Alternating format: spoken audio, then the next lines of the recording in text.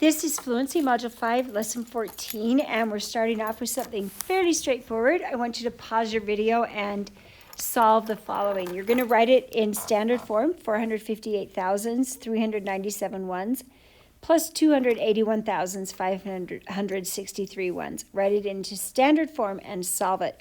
And come back when you have finished and see if we agree. All right, we're going to start with 458,000. 397 ones, and we're going to add 281,563 ones to that. 7 and 3 gives us 10 ones. We're going to add that 10 over into the tens. 1 and 9, 10 and 6 is 16. We're going to take one of those 10 of those tens, put them in the hundreds. 3 and 5 is 8, 9.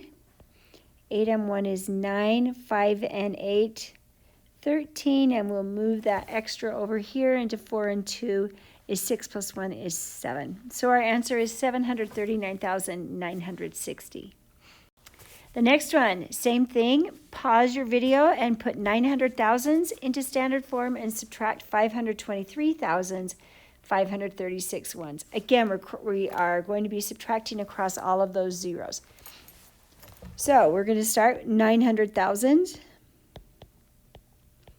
And we're going to subtract 523,536.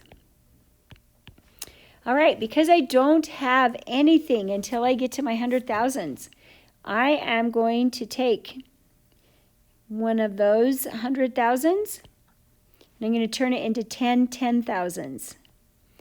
And now I'm going to take one of those 10 and turn it into 10,000s, but I got to borrow from that for over here. So I'm going to, so now I have I have 10 hundreds. Now I'm going to take one of those hundreds and I'm going to put it into my tens, and I'm going to borrow that again, and I got 10 ones finally. So 10 minus 6 is 4. You know, once we do all that borrowing, it works really easily, right? 9 minus 3 is 6. 9 minus 5 is 4.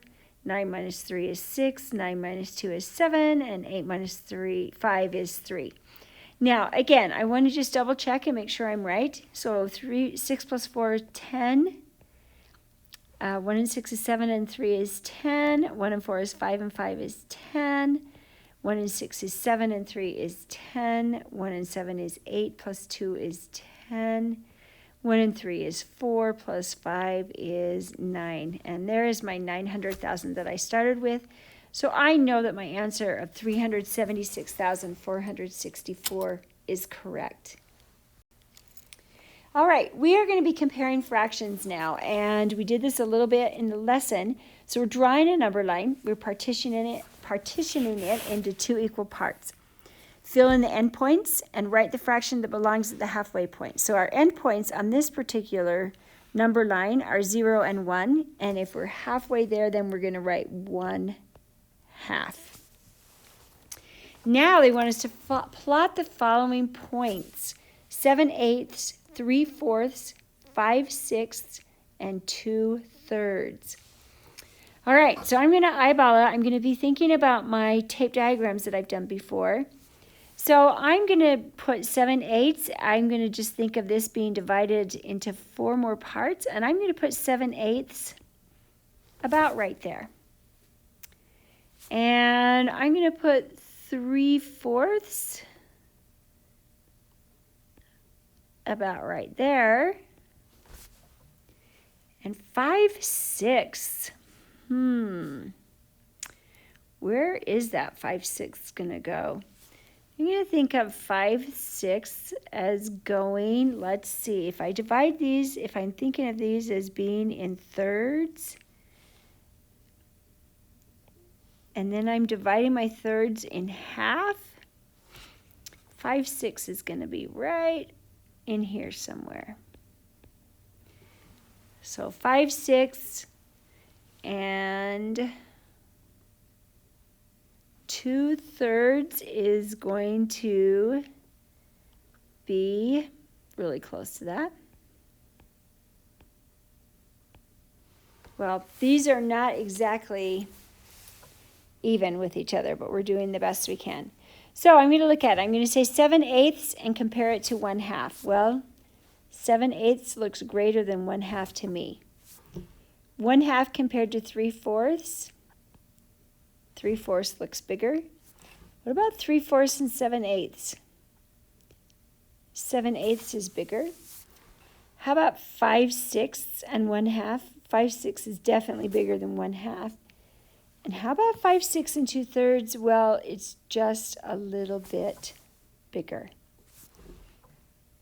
All right. Let's look at this one. So we have a number line, and we've got it divided already into 2 equal parts. So they're asking us this time, we're doing the fraction 6/5, so we're going to compare between 1 and 2. So you're going to have a halfway point. If 1 is 2/2, then this is 3/2 or 1.5. They are the same. And we've got to do 6/5. So 6/5 is the same as 1 and 1/5. So if we had divided this into fifths instead, and here would be, here, if this is 5/5, then this would be 6/5. So looking at where 6/5 is, and looking at where 1.5 is, you can see that 6/5 is less than 1.5. All right, the last one here, we're going to do 17/10, comparing it to 1.5. So we have the same number line with our endpoints of 1 and 2. This is still 1.5.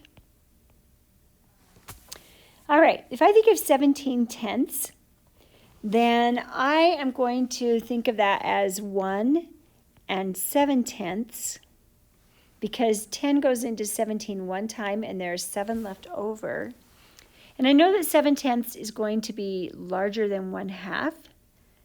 So I'm going to put that about right here. So if I look at that, I can see that 17/10 is greater than 1.5. And we have come to the end of Fluency Module 5, Lesson 14.